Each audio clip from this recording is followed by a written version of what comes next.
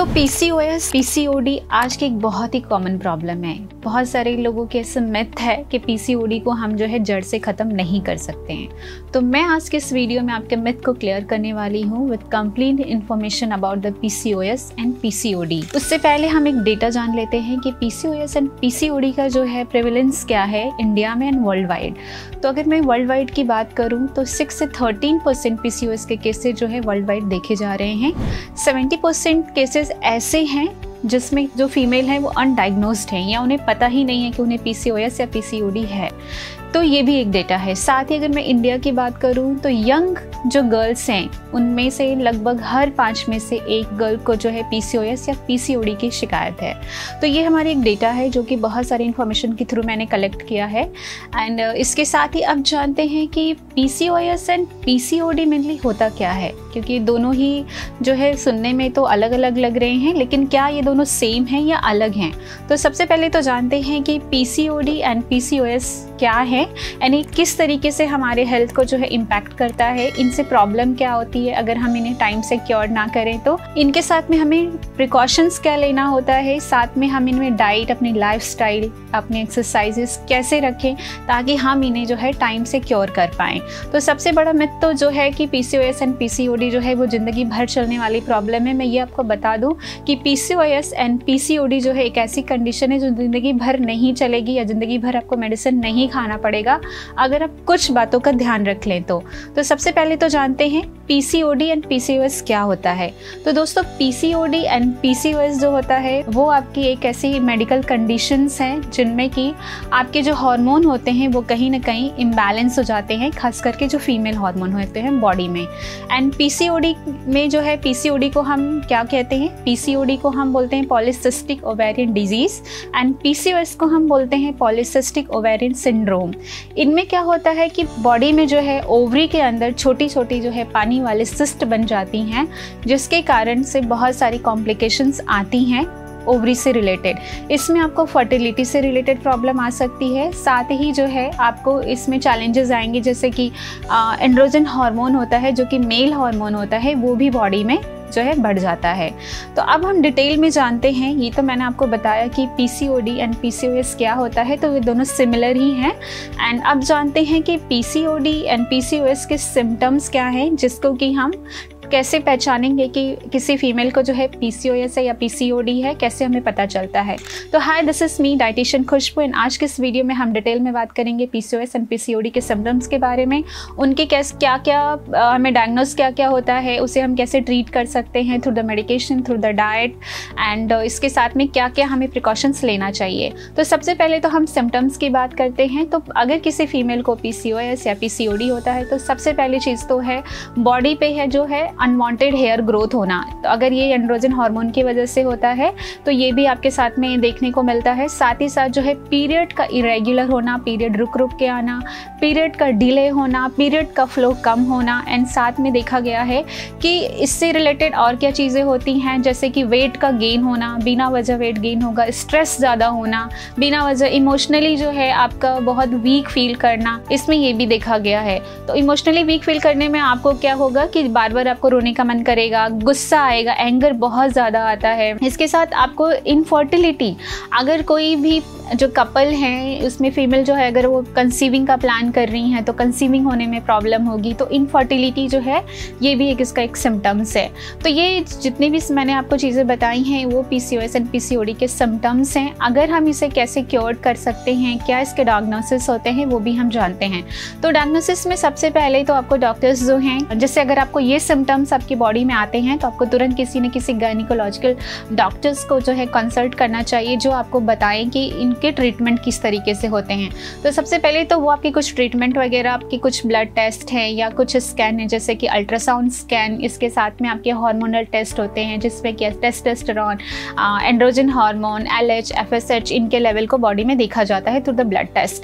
And scan में जो है ओवरी पे देखते हैं कि सिस्ट बना है, सिस्ट का फॉर्मेशन हुआ है कि नहीं, तो वो हम स्कैन के थ्रू देखते हैं, जो कि मेनली आपका अल्ट्रासाउंड होता है। इसके साथ में आपकी बॉडी में जो है अलग अलग अगर रिक्वायरमेंट होती है तो और भी डॉक्टर्स आपको रिकमेंड करते हैं। साथ में जो इसका ट्रीटमेंट डॉक्टर्स के थ्रू चलाया जाता है वो मेनली 3 to 6 मंथ का एक जो है मेडिकेशंस होती हैं जो आपको चलाई जाती हैं डॉक्टर्स के थ्रू। लेकिन अगर आप उन मेडिकेशंस को टाइम पे लेते हैं बट अपने लाइफस्टाइल को ध्यान नहीं देते हैं तो यहीं पे आप गलती कर बैठते हैं, क्योंकि PCOS एंड PCOD एक ऐसी कंडीशंस हैं जिसमें आपको टाइमली तो एक मेडिकेशंस की ज़रूरत है ही, साथ में जो है आपको मेडिकल कंसर्न के साथ साथ आपको जो है लाइफस्टाइल मॉडिफिकेशंस की भी बहुत नीड होती है। अगर आप अपनी लाइफस्टाइल को मॉडिफाई नहीं करते हैं, आपकी मेडिकेशन डिपेंडेंसी होती है, तो PCOD को आप जड़ से ख़त्म नहीं कर सकते हैं। फिर तब वही होगा कि आप मेडिसिन लेंगे तो आपके सिम्टम्स जो हैं वो कंट्रोल्ड होंगे, और अगर आप मेडिकेशंस नहीं लेते हैं तो आपके सिम्टम्स कंट्रोल नहीं होंगे। एंड इसके साथ में है आपको लाइफस्टाइल अगर आप खाली मॉडिफाई करते हैं, अगर आप मेडिकेशंस नहीं लेते हैं तो भी आपका PCOD जो है जड़ से ख़त्म नहीं हो सकता है। तो साथ में मेरा बस इतना सुझाव है कि अगर किसी को PCOS या PCOD है तो हमें तुरंत किसी गायनी डॉक्टर्स का सजेशन लेना चाहिए, हमें कंसल्ट के लिए जाना चाहिए। एंड इसके साथ ही अपने लाइफस्टाइल मॉडिफिकेशन के साथ साथ अपनी मेडिकेशन यानी कि दोनों को फॉलो करना जरूरी है। अब बात करते हैं कि अगर PCOS एंड PCOD को अगर हम टाइम से क्योर ना करें तो फीमेल के साथ में क्या कॉम्प्लिकेशन आ सकती है। तो दोस्तों यहाँ पे अगर PCOD एंड PCOS को हम टाइमली क्योर ना करें तो हार्ट से रिलेटेड प्रॉब्लम, कोलेस्ट्रॉल से related problem, high blood pressure, इसके साथ में आपको जो है एंडोमेट्रियल कैंसर होने के जो चांसेस होते हैं, जो कि यूट्रस के इनर लाइन होती है उनमें कैंसर होने का चांसेस होता है। इनफर्टिलिटी तो सब होगा ही होगा, इसके साथ में ये सारी चीज़ें आपको होंगी। वेट गेन होता रहेगा, वेट आसानी से लूज़ नहीं आप कर पाएंगे, हेल्थ से रिलेटेड बहुत सारी प्रॉब्लम्स आएंगी, हेयर फॉल होते रहेंगे जो कि अनकंट्रोलेबल होगा। तो अगर आप PCOD को टाइम से क्योर कर लेंगे तो आपकी ये जो प्रॉब्लम्स हैं वो धीरे धीरे ठीक हो जाएंगे ना, फिट हो जाएंगे। और ये बहुत ज़्यादा दिन तक आपको फॉलो करने की ज़रूरत नहीं है, लेकिन यस अगर आपका PCOD जब तक क्योर नहीं होता है तब तक ये सारी चीज़ें, आपकी मेडिकेशंस, आपका डाइट आपको फॉलो करना पड़ेगा। आप जानते हैं कि हमें लाइफस्टाइल मॉडिफिकेशंस में क्या करना चाहिए, तो हम यहाँ पे बात करेंगे लाइफस्टाइल मॉडिफिकेशन में नंबर 1 पे डाइट के बारे में। तो नंबर 1 जो है डाइट में हमें किस तरीके की डाइट लेना चाहिए। मेरे पास ऐसे मेरे बहुत सारे कस्टमर आते हैं, क्लाइंट आते हैं, जो मैंने जब उनसे पूरा रिव्यू, उनकी हिस्ट्री जब मैं लेती हूँ कि उन्हें किस तरीके के चैलेंज आ रहे हैं, खास करके PCOS PCOD के केसेस में, तो उनकी डाइट बहुत ही जो है फैट होती है, पुअर होती है, ख़राब होती है, जिसकी वजह से उनकी जो प्रॉब्लम है, हार्मोनल इम्बैलेंस तो है ही है बॉडी में, वो ठीक नहीं होता है। तो हमें PCOD में अपनी फूड को, अपनी मेडिसिन को अपना फूड समझना है। लेकिन अगर हम ये रूल्स को फॉलो नहीं करते हैं तो हम देखेंगे कि हमारा PCOS एंड PCOD की प्रॉब्लम जो है और वर्स्ट हो गई है ठीक होने के बजाय। तो हमें फैट डाइट पे नहीं जाना है। फैट डाइट का मतलब मैंने काफ़ी लोगों से सुना है कि अगर फ्रूट्स खा रहे हैं तो दिन भर फ्रूट्स खा रहे हैं, अगर स्मूदीज़ आजकल काफ़ी ट्रेंडिंग स्मूदीज़ फॉलो कर रहे हैं तो दिन भर स्मूदीज़ ले रहे हैं। तो हम इस तरीके की फैट डाइट पे नहीं जाना है। हम एक सही अमाउंट में एक फाइबर, एक वेल बैलेंस प्रोटीन और लो कार्ब्स डाइट के प्रिंसिपल को फॉलो करना है। इसमें हाई प्रोटीन डाइट आपकी बेसिकली ली जाती है with high fibre diet. And इसमें जो है हाई प्रोटीन डाइट लेना क्यों ज़रूरी है, क्योंकि जो PCOS PCOD है इनमें आपने सुना होगा कि इंसुलिन रेजिस्टेंस बहुत जल्दी होता है। बॉडी जो है इंसुलिन रेजिस्टेंट क्रिएट कर लेती है, जिसकी वजह से आपका टाइप 2 डायबिटीज़ में कन्वर्ट होने के चांसेस होते हैं। तो इस वजह से इसमें हाई प्रोटीन डाइट हम ज़रूर रखेंगे। हाई प्रोटीन डाइट लेने की वजह से जो है एंड हाई फाइबर डाइट लेने की वजह से जो है इस तरीके की डाइट आपकी बॉडी में जो है शुगर लेवल को धीरे धीरे रिलीज़ करते हैं, जिसकी वजह से आपका शुगर लेवल एकदम से शट अप नहीं करता है, जिसकी वजह से आपका इंसुलिन रेजिस्टेंट को जो है रिलीज करने में या हेल्प करने में, उसे क्योर करने में आपको मदद मिलती है। तो इसी वजह से हमें हाई प्रोटीन डाइट लेना है। हाई प्रोटीन डाइट की अगर मैं बात करूँ तो ये कैलोरीज में भी कम होते हैं और आपके जो है इसके साथ में आपको फुलफिल रखते हैं प्रोलॉन्ग टाइम के लिए, जिससे कि आपको PCOS एंड PCOD में वेट लॉस करने में भी मदद मिलता है।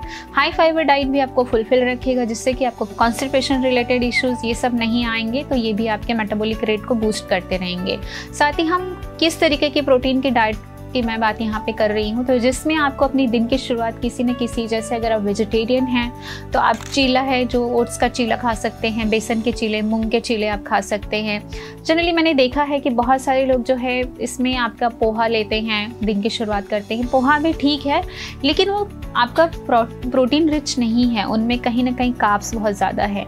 तो हमें इस तरह की गलती नहीं करनी है, अपने दिन की शुरुआत हाई प्रोटीन डाइट के साथ में करना है। इसमें हाई प्रोटीन में आपका जो है बेसन के चीले, जैसे मैं बताया, ओट्स का चीला है, मूंग का चीला है, स्प्राउट चीला है, या स्प्राउट आप खा सकते हैं। नॉन वेजिटेरियन अगर आप हैं तो आप बॉइल्ड एग ले सकते हैं, ये एक अच्छा ऑप्शन है आपके लिए।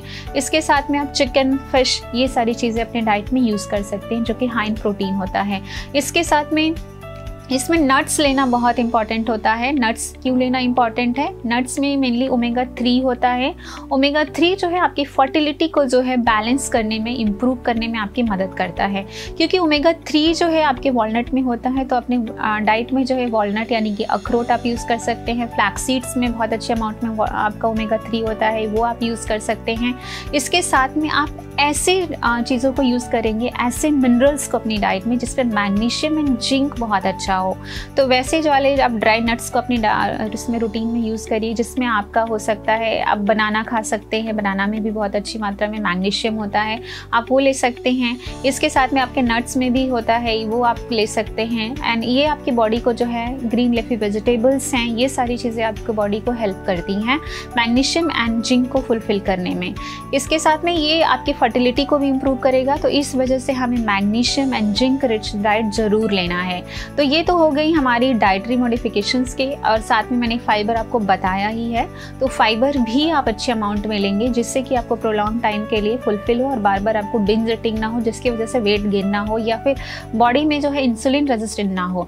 मेनली हम क्या करते हैं कि पैक्ड फूड खा लेते हैं या फिर प्रोसेस फूड खा लेते हैं, जो कि हमारी बॉडी पे रिवर्स इम्पैक्ट करता है अच्छा करने के बजाय। तो ऐसी चीज़ों से हमें बचना है। साथ में हम यहाँ पे कुछ एक्सरसाइजेज ऐड करेंगे। एक्सरसाइज करना बहुत ज़रूरी है। ये आपके स्ट्रेंथ को बिल्ड करता है, साथ में आपके कोर मसल को डेवलप करता है। तो मैं यहाँ पे बात करने वाली हूँ कौन से एक्सरसाइजेज हमें PCOS या PCOD में करना चाहिए, जिससे कि हमें जो है अपना जो है हार्मोन को बैलेंस करने में हमें हेल्प मिलती हो। दोस्तों, अगर हम एक्सरसाइज की बात करें तो एक्सरसाइजेज में आप क्या क्या कौन से एक्सरसाइज कर सकते हैं? तो नंबर 1 तो आप जो है ब्रिस्क वॉक कर सकते हैं, रनिंग कर सकते हैं। रनिंग के साथ में आप जुम्बा कर सकते हैं, कार्डियो कर सकते हैं। ये सारी चीज़ें जो है आपके हार्मोन को बैलेंस करने में आपकी मदद करती हैं। मैं योगा में अगर बात करूँ तो आप योगा में जो है आप कौन से योगा कर सकते हैं? तो पहला तो है कि आप जो है गार्लैंड जो है वो आप कर सकते हैं। इसके साथ में आप ब्रिज आसन कर सकते हैं। ब्रिज आसन जो है आपके हार्मोन को बैलेंस करने में आपकी मदद करता है, साथ ही साथ आपके जो स्टमक से रिलेटेड प्रॉब्लम को भी रिजॉल्व करता है। एंड इसके साथ में आप बटरफ्लाई आसन कर सकते हैं। बटरफ्लाई आसन जो है आपके हार्मोन को बैलेंस करता है। इसके साथ हमें विटामिन डी पे बहुत ज़्यादा फोकस करना है, क्योंकि PCOS एंड PCOD से जितने फीमेल सफ़र हैं उनमें खास करके विटामिन डी की डेफिशिएंसी देखी जाती है। तो विटामिन डी के लिए आप सनलाइट की हेल्प ले सकते हैं। सनलाइट में आप 10 to 15 मिनट के लिए आप बैठ सकते हैं। एंड इसके साथ में जो है आप चाहें तो विटामिन डी के सप्लीमेंट ले सकते हैं। अगर आपका विटामिन डी ठीक नहीं रहता है तो किसी न किसी जो है डॉक्टर्स के हेल्प की से जो है अपना विटामिन डी जो है टाइम टू टाइम चेक कराते रहिए। एंड साथ में आप इसके सप्लीमेंटेशन पे ज़रूर ध्यान दीजिए। अगर विटामिन डी कम होगा तो बॉडी में अलग तरीके की और भी कॉम्प्लिकेशंस आएंगी। दोस्तों, हमने PCOS एंड PCOD में क्या करना है वो तो मैंने बता दिया, पर हम इसमें क्या नहीं करना है, क्योंकि हम क्या करना है कई बार करते हैं, लेकिन क्या नहीं करना है हम वो भी करते हैं। तो हम ये सबसे बड़ी गलती करते हैं। तो PCOS में, PCOD में हमें डाइट में क्या अवॉइड करना है उस पर हमें ज़रूर ध्यान देना है। तो नंबर 1 पे यहाँ पे प्रोसेस फूड, जंक फूड हमें जो है अवॉइड करना है। पैक्ड फूड अवॉइड करना है। जिन खाने को बनाने में हमें कम से कम मेहनत लगी हो वैसे वाले फूड को हमें अवॉइड करना है। इट मीन्स कि जो रेडी टू ईट फूड आते हैं मैं उनकी बात कर रही हूँ। तो बेसिकली आप उसे अवॉइड करेंगे। मैदा से रिलेटेड प्रोडक्ट को अवॉइड करेंगे। आप जो है शुगर बॉडी में एक्ने कहीं ना कहीं PCOS PCOD में देखा जाता है, उसे आप अवॉइड करेंगे। साथ में आपकी जितनी भी जो है आउटसाइड फूड हैं, बार बार फ्रिक्वेंटली आपका ईटिंग हो रहा है बाहर, तो वो आप ऐसी चीज़ों को आप अवॉइड करिए। साथ में हम टी एंड कॉफ़ी की अगर हम बात करें तो उसे भी हम लिमिट में रखेंगे। हम ज़्यादा टी एंड कॉफ़ी का यूज़ नहीं करेंगे। एंड ये भी आपकी जो है बॉडी में तरह तरह की प्रॉब्लम को इंक्रीज़ करता है, तो हम ऐसी चीज़ों को भी अवॉइड करेंगे। साथ में हम ऐसी चीज़ों को रखेंगे अपनी जैसे कि हम फ्रेशली वेजिटेबल एंड फ्रूट को ऐड कर सकते हैं, लेकिन फैंसी वाले बहुत ज़्यादा या फ्रोजन वाली चीज़ों पे हमें नहीं जाना है, तो वैसी चीज़ों को भी हम अवॉइड करेंगे।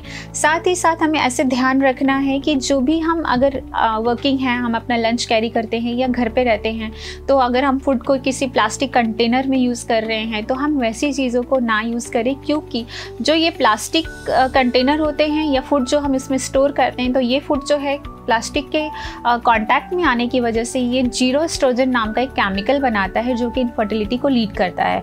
तो वैसी चीज़ों को हमें नहीं यूज़ करना है। हमें प्लास्टिक कंटेनर के बजाय हम जो क्या यूज़ कर सकते हैं, इसमें आपका जो क्या क्या चीज़ें हो सकती है, इसमें आप कांच की जो है चीज़ें यूज़ कर सकते हैं। कांच के बर्तन हैं, कांच का टिफिन बॉक्स हैं, या कांच का कोई कंटेनर है तो वो आप यूज़ कर सकते हैं। स्टील के बर्तन आप यूज़ कर सकते हैं। साथ में जैसे मैंने चाय एंड कॉफ़ी आपको बताया है, तो उसका रिप्लेसमेंट आप जो है हर्बल टी ले सकते हैं, लेमन एंड वाटर ले सकते हैं, कोकोनट वाटर ले सकते हैं, या फिर ब्लैक टी सम टाइम आप ले सकते हैं, या कोई हर्बल टी आप ले सकते हैं। अगर आपको कुछ ऐसे खाने की इच्छा होती है शुगर का रिप्लेसमेंट, तो शुगर में स्टीविया आप ले सकते हैं जो कि नेचुरल शुगर होता है। सम टाइम में देसी खांड है आप ले सकते हैं। तो ऐसी चीज़ों को आपको रखना है। मिल्क एंड मिल्क प्रोडक्ट में अगर आप कोकोनट मिल्क ले सकते हैं, सोया मिल्क ले सकते हैं, तो ये उसके ऑप्शंस हैं। तो मैंने ये बताया कि क्या नहीं करना है, तो इस बात पे अगर आप ध्यान देते हैं तो आप देखेंगे कि आपका PCOS एंड PCOD की जो प्रॉब्लम है धीरे धीरे कम होने लगी है, और एक टाइम ऐसा आएगा कि आप उसे जड़ से ख़त्म कर देते हैं। अब मैं यहाँ पे बात करती हूँ PCOS एंड PCOD में एक मैजिकल ड्रिंक के बारे में, जो कि मेनली आपकी हरिद्रा यानी कि टर्मरिक एंड सिनेमन से बनाई जाती है। तो सबसे पहले तो बात कर लेते हैं सिनेमन। सिनेमन में एक होता है आपका एक एंटीऑक्सीडेंट होता है, जो cinnamon aldehyde and cinnamic acid. ये जो है आपकी बॉडी में स्ट्रेस लेवल को बैलेंस करते हैं, साथ में आपके हार्मोन को भी बैलेंस करते हैं। साथ ही में इसमें टर्मरिक होता है। टर्मरिक में जो होता है वो कर्क्यूमिन नाम का एक एंटीऑक्सीडेंट होता है, जो कि आपकी बॉडी में बहुत सारी चीज़ों को बैलेंस करने में हेल्प करता है। मेनली ये एंटी इन्फ्लामेटरी होता है। तो ये आपकी बॉडी में यूट्रस की स्वेलिंग एंड ओवरी में कोई प्रॉब्लम है तो उनको स्वेलिंग्स को रिड्यूस करने में आपकी मदद करता है। साथ ही साथ ये आपके हार्मोन को बैलेंस करता है। तो अगर PCOD PCOS है तो इस ड्रिंक आप यूज़ कर सकते हैं। सबसे पहले तो जान लेते हैं कि ये ड्रिंक हमें बनाना कैसे है। तो इसमें सबसे पहले तो आप 2 ग्लास पानी लेंगे, एंड ये 2 ग्लास पानी में आप सिनेमन डालेंगे आधा इंच, और हरिद्रा यानी कि हल्दी आप डालेंगे इसमें आधा इंच। इसमें आपको अम्बा कच्ची हल्दी लेनी है। इसे आप कद्दूकस कर लेंगे, ग्रेट कर लेंगे छोटे छोटे, या कूट लेंगे। इसे 2 ग्लास पानी के साथ में पूरी रात के लिए भिगो करके रखना है, और अगले दिन सुबह में जो है इसे आप बॉईल कर लीजिए 1 से 2 मिनट के लिए। फिर इसको छानना है। छानने के बाद इसको जो है आप ठंडा कर लीजिए। हल्का गुनगुना जब हो जाए तो सुबह सुबह आप खाली पेट इसे अपनी दिन की शुरुआत कर सकते हैं। इसे 3 महीने लगातार करना है। फिर आप देखेंगे कि धीरे धीरे जो है आपके हार्मोन बैलेंस होने लगे हैं। साथ ही आपको ये बहुत सारी प्रॉब्लम जो आपकी बॉडी में हार्मोन से रिलेटेड आ रही है, स्ट्रेस बहुत ज़्यादा है बॉडी में, नींद आपको ठीक नहीं आती है, आप इमोशनली बहुत वीक फील करते हैं, बॉडी में कोई सूजन है, कहीं दर्द है, इन सब को रिलीज़ करने में, आपको रिलीफ करने में आपकी मदद करता है। तो इन डिटॉक्स को जरूर यूज़ करें, आप देखेंगे कि आपकी प्रॉब्लम जो है धीरे धीरे जो है रिड्यूस हो गई है। तो दोस्तों आज की वीडियो में बस इतना ही। वीडियो पसंद आई हो तो वीडियो को लाइक करें, शेयर करें, चैनल को सब्सक्राइब करें, एंड उन लोगों तक इस वीडियो को जरूर शेयर करें जिनको इस वीडियो की नीड है, जिन्हें लगता है कि PCOS एंड PCOD को जड़ से खत्म नहीं किया जाता है। वीडियो को देखने के लिए थैंक यू सो मच।